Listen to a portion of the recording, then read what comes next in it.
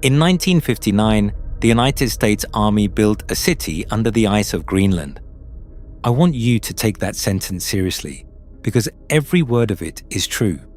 Not a base, not a camp, a city with a hospital, a church, a library, a movie theater, and a working nuclear reactor built for 200 men 800 miles from the North Pole. They carved it down into the ice sheet, sealed it under the snow, and told the entire world it was a research station. That was a lie. The science down there was real, but the science was never the reason, and the real reason has never been fully declassified. We are sitting here in 2026, 66 years later, and the United States government still has not told the whole story of what that city was for, or of what they actually did down there. And that is not even the part that should worry you, because when the army finally walked away from that city, they did not empty it first. They left something behind, something they were absolutely certain the ice would keep buried forever. They were wrong about the ice. The ice is melting, right now, this year, as you watch this video. And whatever the United States Army buried under Greenland in 1959 is slowly, quietly working its way back toward the surface, and 3 governments are already fighting over who has to answer for it when it does. This is one of the largest, strangest, and best hidden secrets of the entire Cold War. A secret nuclear city. A military plan so far past insane that the first time I read the declassified files, I assumed I had simply misunderstood them. A letter that one government hid from its own people for 38 years, and a hydrogen bomb accident where what the Air Force told the public still does not match what it wrote in its own classified files. Every single thing I am about to tell you is real. It is in declassified records, in court rulings, in the Army's own footage. And by the end of this video, you are going to understand exactly why nobody, not the Americans, not the Danes, not the people of Greenland, wants to be the one who finally answers for what is still buried down there. So stay with me all the way to the end, because this story does not end in 1959.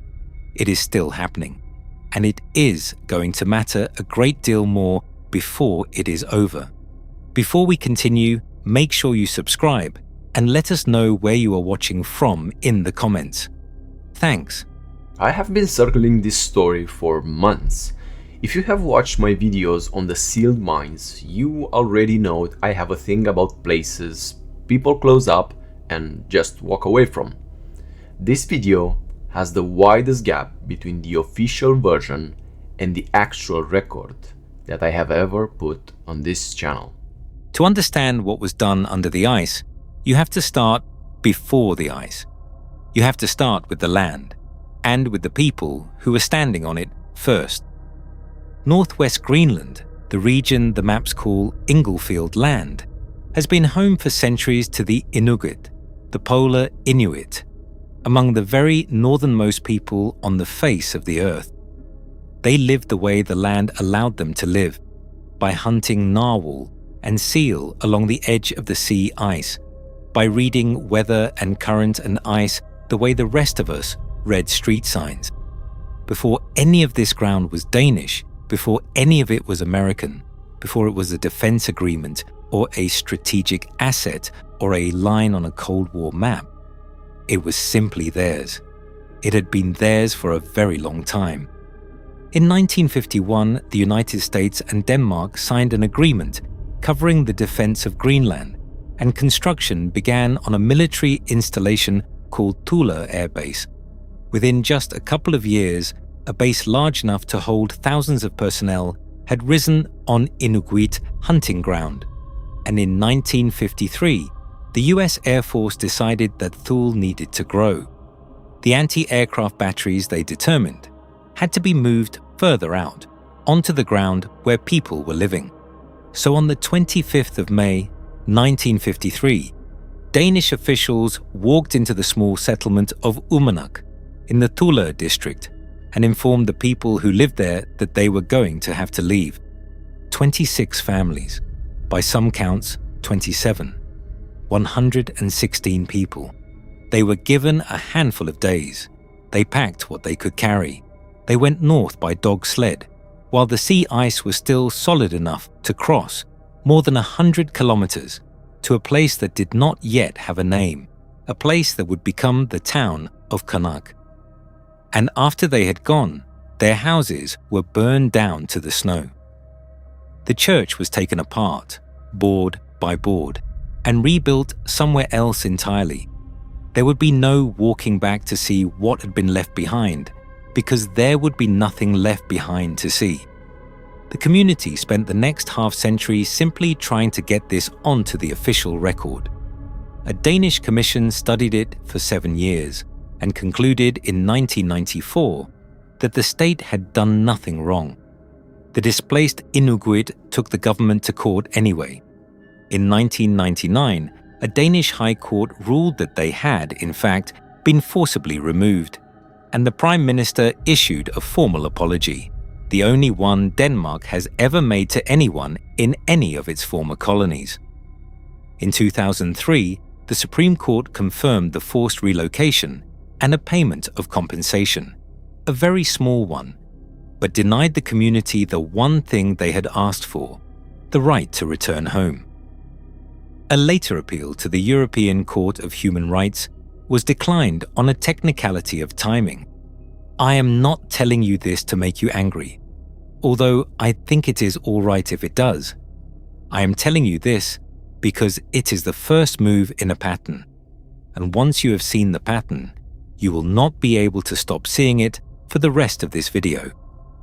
The very first thing that happened on this land, before a single tunnel was cut, before a single secret was buried, was that the people who lived on it were removed from it and were not told the real reason for 50 years. That relocation was the first secret this place would keep. It was not going to be the last, and the next one was not going to be carried out up here on the surface, where people could watch it happen.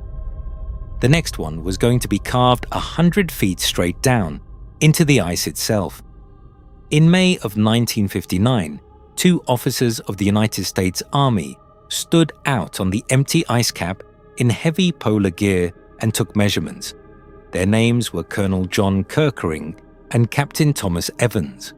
What they were looking for was very specific: a stretch of ice that was almost perfectly flat, less than 1 degree of slope across the whole site, because everything they intended to build depended on staying level.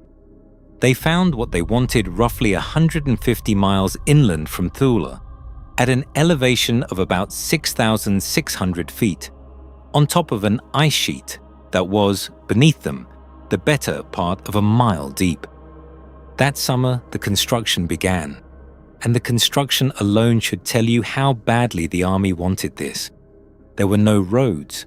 There could not be any roads. So thousands of tons of equipment and material had to be dragged across the open ice on enormous tracked convoys that the crews called heavy swings. A heavy swing moved at a top speed of about 2 miles an hour. A single trip from the coast to the build site took something in the order of 70 hours. 70 hours crawling across a frozen plateau, in a place where the temperature could fall to 70 degrees below zero, and the wind could come through at 120 miles an hour. And what they built with all of it was genuinely extraordinary. They cut 21 parallel trenches down into the firn, the dense, compacted layer of old snow near the surface of the ice sheet, and they roofed those trenches over with curved steel arches, and then they let the falling snow bury the whole thing. The tunnels ran to a combined length of around 1.9 miles, and inside those tunnels, under the arches, they assembled prefabricated buildings and stood up an entire functioning town. Dormitories for as many as 200 men, a hospital, a chapel, a library, a barbershop, a theatre, a mess hall, scientific laboratories, hot showers with hot water in the middle of the Greenland ice sheet. Outside, it was one of the most hostile environments on the planet. Inside the ice, it was warm, and it was lit, and it ran. And all of it ran on a single piece of equipment that had never existed before. The PM-2A, the world's first portable nuclear reactor built by the Alco Company for the US Army. It did not arrive in one piece. You cannot drag a nuclear reactor across an ice cap. It arrived as roughly 400 tons of separate components, shipped in by sea and hauled across the ice by sled, including a single vapor container that weighed 21 tons on its own. The crews reassembled it inside a trench cut specifically to hold it and brought it online in 1960. Think about that for a moment. A nuclear reactor, under the ice, 800 miles from the North Pole, to run a barbershop, and the world was told about all of it. That is the part people forget. None of this was hidden. The cover story was not silence. The cover story was publicity. The Saturday Evening Post ran a profile of the base in 1960. The Army produced its own documentary film about it, the story of Camp Century, City Under the Ice.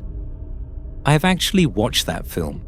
It is genuinely charming, cheerful young soldiers eating hot meals and reading library books under the snow, presented as a triumph of American know-how at the edge of the world. And that is precisely the point of it. That is what a good cover story looks like. It does not look like a secret. It looks like a press release. And here is the genuinely strange part. The science down there was real.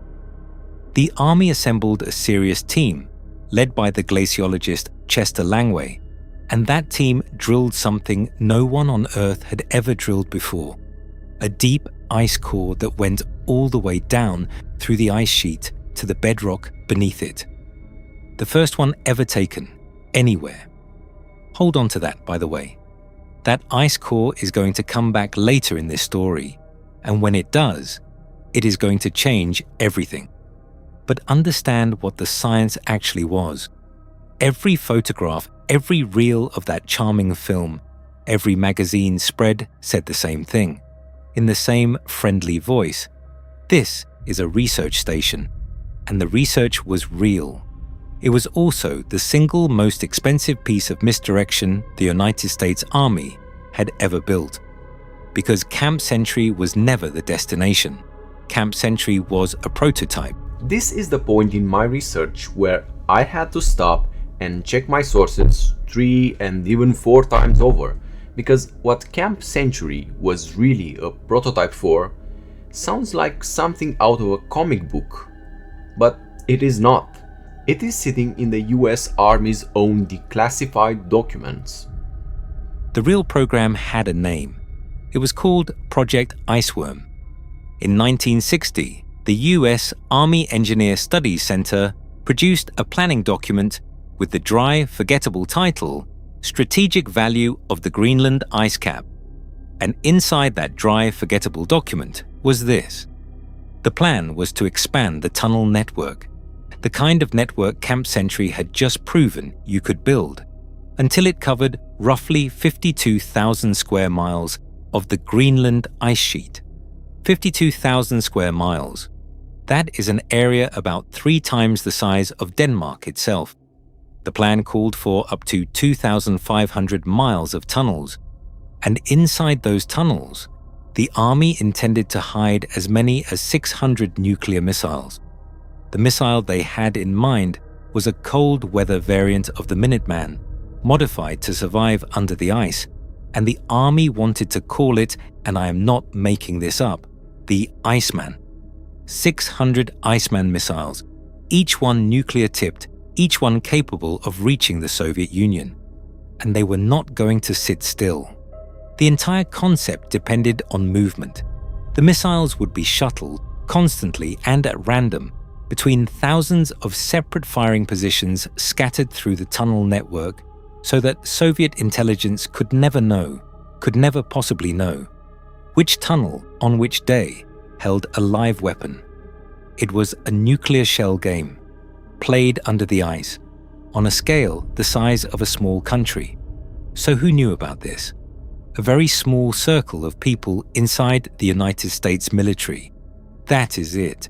And who did not know about it? The United States Congress did not know. The American public did not know. The people of Greenland did not know. And the government of Denmark, the country that actually owned Greenland, did not know. I need to be precise here, because a lot of accounts get this wrong. Camp Century, the research station, had been discussed with Denmark, and Denmark approved it. But Project Iceworm, the 600 missile network Camp Century, was secretly a prototype for, was never put to the Danish government at all. Not approved, not denied. The question was simply never asked. The United States planned to place hundreds of nuclear missiles under the sovereign territory of an ally, and decided quietly that it was easier not to mention it. So the Americans kept the missiles secret from Denmark. That is the clean version of the story. The real version is worse, because while the Americans were busy hiding one nuclear secret from the Danish government, the Danish Prime Minister was already sitting on a nuclear secret of his own, and he was keeping it from his own people. To see that one, we have to go back 2 years before the first tunnel at Camp Century was ever cut, back to 1957. In 1957, the government of Denmark, led by the Social Democratic Prime Minister H.C. Hansen, had a clear and very public position on nuclear weapons. The policy was simple: no nuclear weapons on Danish soil. Hansen's own party had gone to the voters on it. Hansen himself had personally campaigned on it. It was, as far as the Danish public was concerned, settled national policy. And then, in November of 1957, the United States ambassador to Denmark, a man named Val Petersen, came to see Hansen privately and asked him a single, very carefully worded question. He did not ask for permission outright. What he asked was whether Denmark would want to be informed in the event that the United States decided to place nuclear weapons in Greenland. On the 18th of November 1957, H.C. Hansen gave his answer. He gave it in writing. And the answer was not yes, but it was very carefully not no. In his written reply, Hansen noted that the Americans had not submitted any concrete plan. He noted that he had no further comment to make. He raised no objection. He asked no questions. And then he asked specifically that the document itself be kept secret, that there be only one copy on each side. The United States read that letter exactly the way it was meant to be read. They read it as a green light, and within a year, nuclear weapons were being deployed to and stored in Greenland. Now, remember where Greenland stood legally. Greenland was not some separate foreign possession. In 1953, Greenland had become a county of Denmark, represented in the Danish parliament, an integral part of the kingdom, which means that H.C. Hansen's public position, no nuclear weapons on Danish soil, and H.C. Hansen's private letter, go ahead, just keep it quiet, were in flat, direct contradiction with each other. Historians who have studied this have a name for it. They call it Denmark's double standard. One policy for the public in the daylight, another policy entirely in a single secret letter in the dark. And that letter stayed in the dark for 38 years. 38 years. The Danish public did not know it existed. The Danish parliament did not know it existed. An entire generation of Danish voters lived their whole adult lives believing their country was nuclear-free, and they were wrong. And the man who knew they were wrong had signed the proof of it and locked it away. It did not surface until 1995. I want to be clear about what just changed. Up to this point, this was a foreign army keeping foreign army secrets. But the Hansen letter is something else. A head of government deceiving the people who elected him and hiding the proof for 38 years. Two governments, two separate nuclear secrets, one ice sheet holding both of them, and the ice. And this is the part that not one person in not one government ever planned for. The ice was about to make a decision of its own. Because here is what the planners of Project Iceworm got catastrophically wrong. They thought the Greenland ice sheet was essentially solid ground, a hard, stable, permanent foundation you could build on and tunnel through and trust. It is not. An ice sheet is not bedrock. An ice sheet is a fluid. It is a vast, slow, creeping fluid that flows outward under its own colossal weight, that deforms, that compresses, that is never, not for one single day, actually still. The crews at Camp Sentry knew that snow moved. What they had badly underestimated was how fast. Within about 3 years of construction, the tunnels were closing in. The walls began to bulge inward. The ceilings began to sag. The clean, square corridors of the city under the ice were slowly being squeezed out of shape by the millions of tons of ice pressing in on every side. And by the middle of 1962, the problem had reached the most dangerous room in the entire base. The ceiling of the chamber that housed the nuclear reactor had dropped so far that it had to be physically jacked back up, raised by force by about 5 feet. Sit with that image for a second.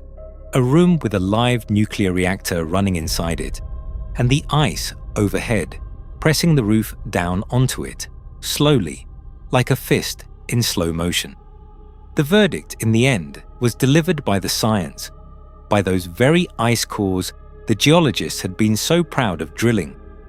The cores showed, in cold and undeniable numbers, that the ice was moving fast enough that the tunnels and any missile launch stations built the same way would be crushed within roughly 2 years of being completed. Project Iceworm was not difficult. Project Iceworm was not expensive.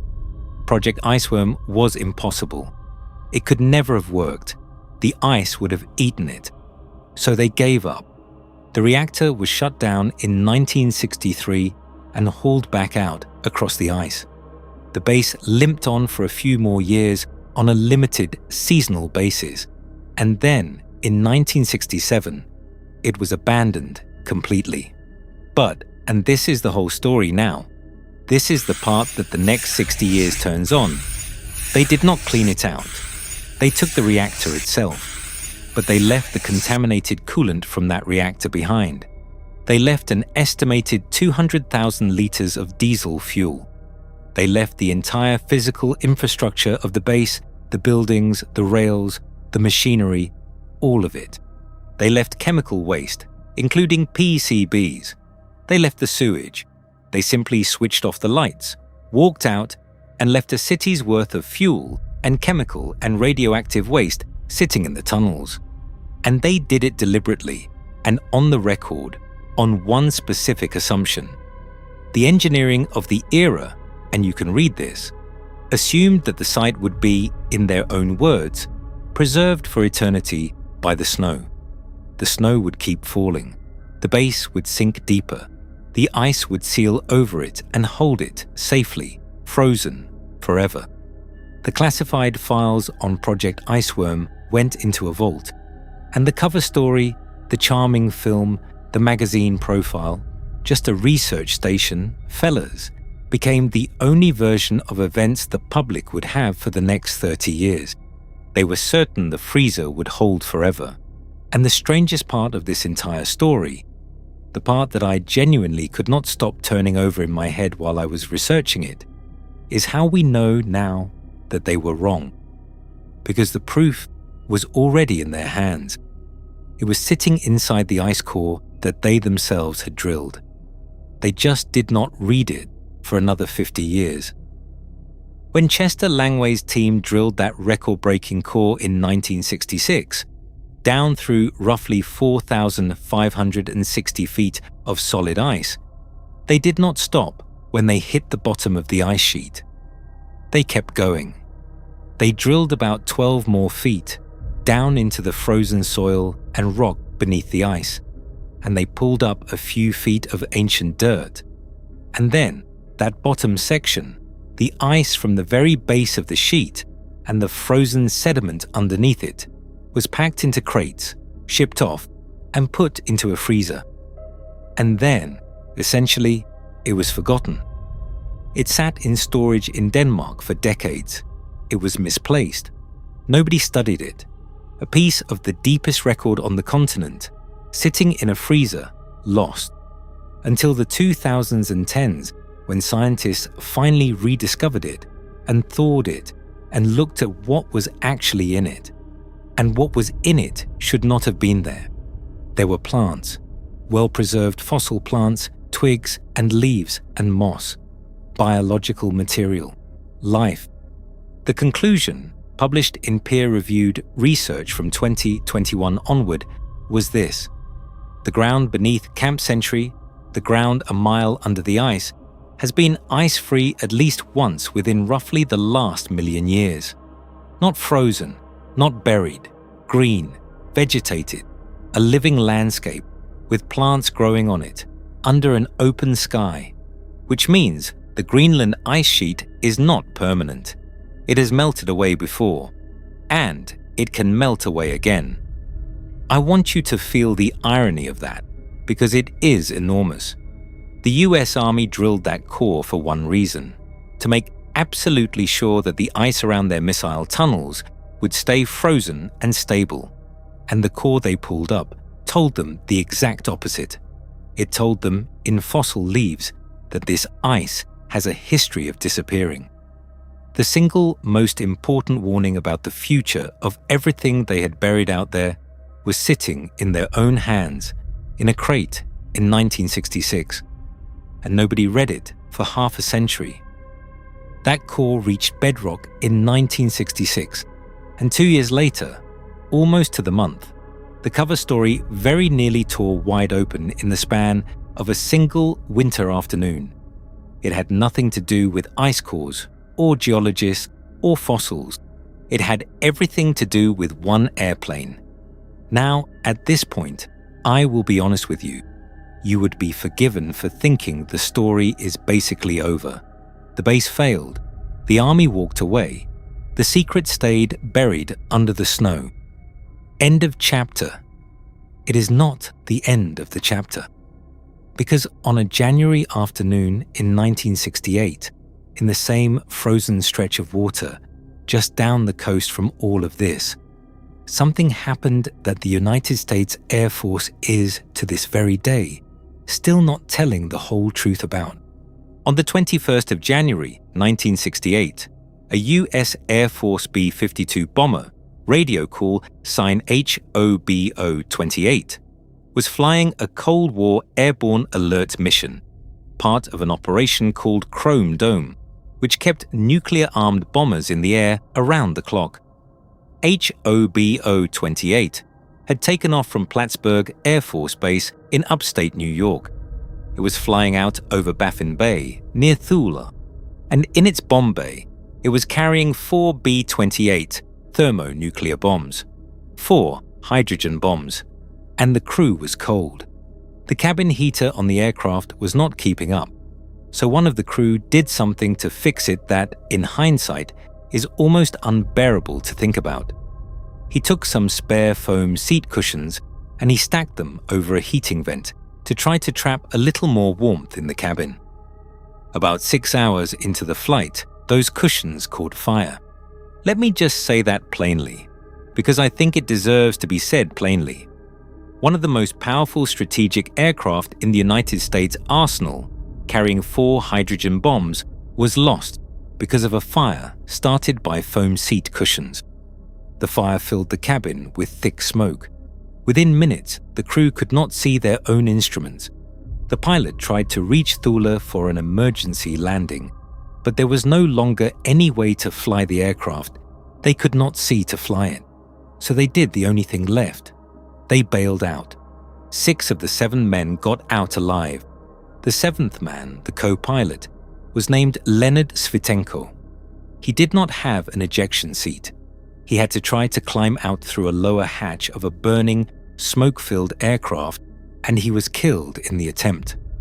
The plane itself, now empty, flew on without anyone at the controls. And then it came down, onto the sea ice of North Star Bay, about 7 miles from Thule, at something like 900 kilometers an hour.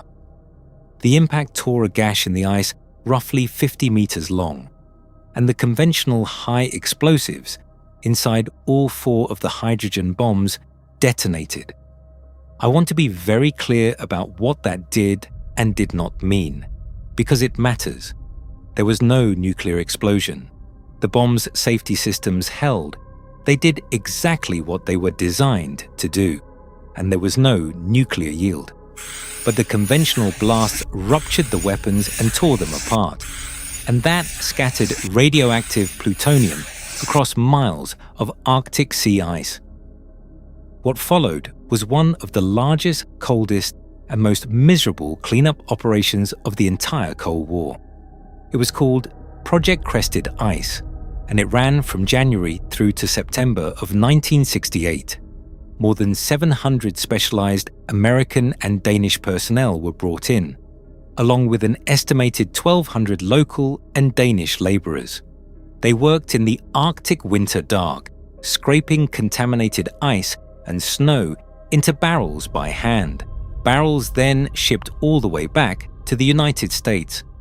And here is a detail I cannot get out of my head.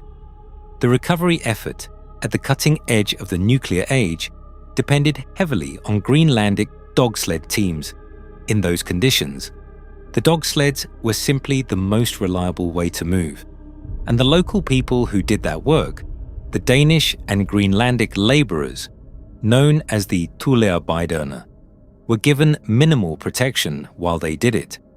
Many of them developed cancers in the years that followed. They spent decades fighting for recognition and for compensation, and they got very little of either. So that is the accident.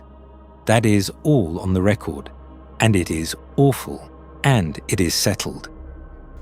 There is one more piece to the 1968 crash, and it is still disputed, so I am going to be very careful with it. This channel does not deal in things it cannot stand behind. Here is exactly what the record says, and exactly where it stops. At the time, Strategic Air Command stated publicly that all 4 of the hydrogen bombs had been destroyed in the crash. 4 bombs, 4 destroyed, accounted for. The problem is that the United States military's own internal documents do not say that. Declassified records show that within weeks of the accident, the investigators on the ice knew they could only actually account for 3 of the 4 weapons.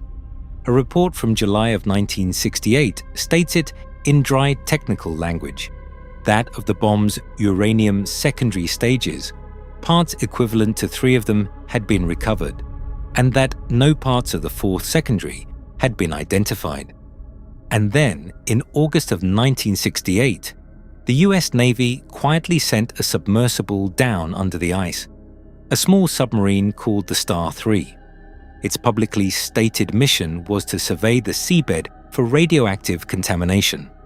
But declassified documents indicate the real objective was to find that missing 4th secondary stage, the uranium component. A piece of a hydrogen bomb roughly the size of a Marshall's baton. The Star 3 made its dives, and it found nothing. Now, in 2008, the BBC, working from documents released under the US Freedom of Information Act, reported all of this and framed it as a possible lost weapon, a piece of a hydrogen bomb somewhere on the floor of that bay. I have to tell you that that framing is contested, and contested seriously. A detailed study for the Danish Institute for International Studies, and separately the historian Erik Schlosser, have both argued that there is no intact bomb down there at all. Remember, all 4 weapons detonated their conventional explosives. What is genuinely unaccounted for is parts of one secondary stage, components that, if they did sink, would most likely have corroded away in the seawater long ago. Both the US and the Danish governments have rejected the idea of a lost bomb. So I am not going to sit here and tell you there is a live hydrogen bomb sitting on the seabed off Greenland. I do not know that. And the honest people who have studied this, the hardest, do not agree on it. Here is what I can tell you, and here is exactly where the record actually leaves it. The US Air Force said one thing in public. The Air Force recorded a different thing in its own files. A submarine was sent down in secret to search a patch of seabed, and it came back empty. And whether anything meaningful is still down there, the people who would actually know have, on the record, said 2 different things. I am going to leave that with you, because that is where the record leaves it. 3 weapons out of 4, a secret submarine, a search that found nothing. And 60 years later, that question has never once been formally, publicly closed. And the thing on the seabed is not the only piece of the Cold War that the warming Arctic is now, slowly, quietly, bringing back within reach. Because this brings us back finally to the city under the ice, and to the present day. In August of 2016, a team of climate scientists led by a glaciologist named William Colgan published a paper in the journal Geophysical Research Letters. The title of the paper was, again, very dry. The abandoned ice sheet base at Camp Century, Greenland, in a warming climate. And that dry little paper did 2 things that, between them, reopened this entire 50-year-old story. The first thing the team did was find Camp Century. Using old US Army engineering records and ground-penetrating radar flown over the site by NASA aircraft, they located the abandoned base precisely, and they took an inventory of what is still in it. The city is now roughly 100 feet beneath the surface of the ice, and what is down there, by their estimate, is around 9,000 tons of physical waste, 200,000 liters of diesel fuel. The study estimates as much as 24 million liters of wastewater and sewage, an unknown but potentially significant, quantities of PCBs, and low-level radioactive coolant. All of it spread across an underground area roughly the size of 100 football fields. The second thing the team did was run the climate models forward. Under business-as-usual warming, the ice directly above Camp Century could flip from net snowfall to net melt as early as around the year 2090. And the researchers were blunt about what happens then. Once the site flips from buried to exposed, the process is irreversible. The waste does not stay frozen. The waste melts out. That paper landed like a diplomatic grenade, and within weeks it had become an active argument between 3 governments. Greenland, now largely self-governing, wants to know who is responsible for cleaning this up. Denmark points across the Atlantic to the United States, on the grounds that the Americans built it. The United States points back at the fine print of the old defense agreement.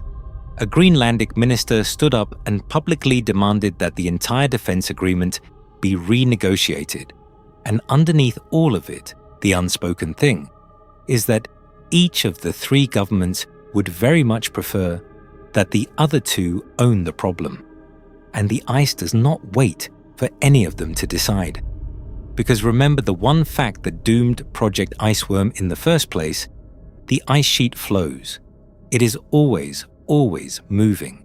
Which means that Camp Century, the diesel, the sewage, the coolant, the PCBs, the whole frozen city, is not sitting still and waiting politely for a decision.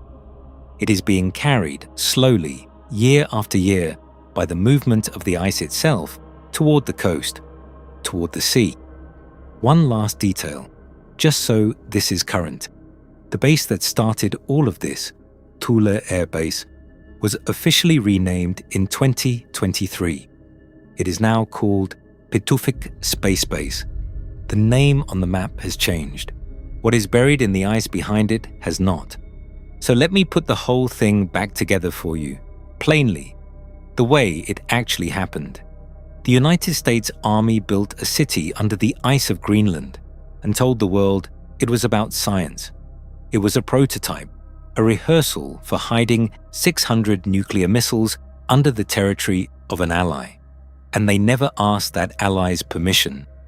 The Prime Minister of that ally had already given away the answer 2 years earlier in a single secret letter that he then hid from his own people for 38 years. The ice closed in on the base and defeated it, and the army abandoned it and left a city's worth of fuel and chemical and radioactive waste behind, because they were certain that the freezer would hold forever. 9 years later, they lost the secondary stage of a hydrogen bomb in the same stretch of water, sent a submarine after it in secret, and found nothing. And now the freezer is opening. I want to be careful, in closing, not to tell you what to think about all of this. That is not what we do here.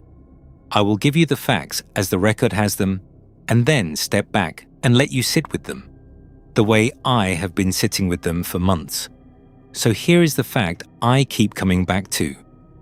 Everything I have told you in this video, every tunnel, every missile, every letter, every bomb, every bit of it, is the part that has been admitted. It is the declassified part. It is the part that 3 separate governments have, eventually, on the record, conceded was true. The classified files are still in the vault. I told you at the start that 3 governments are arguing over who answers for what is under the ice. Now, you know why none of them want to really pick up the phone. And the part that is still sealed, the real, full shape of what the army did down there, we still do not get to see. Maybe we will. The ice is giving up its other secrets. It may, in time, give up that one too. If you made it all the way to the end of this one, comment the word Greenland down below, so I know who is still with me. If you are new here and you want more stories like this one, go ahead and subscribe. And as always, thank you for watching. I love you all.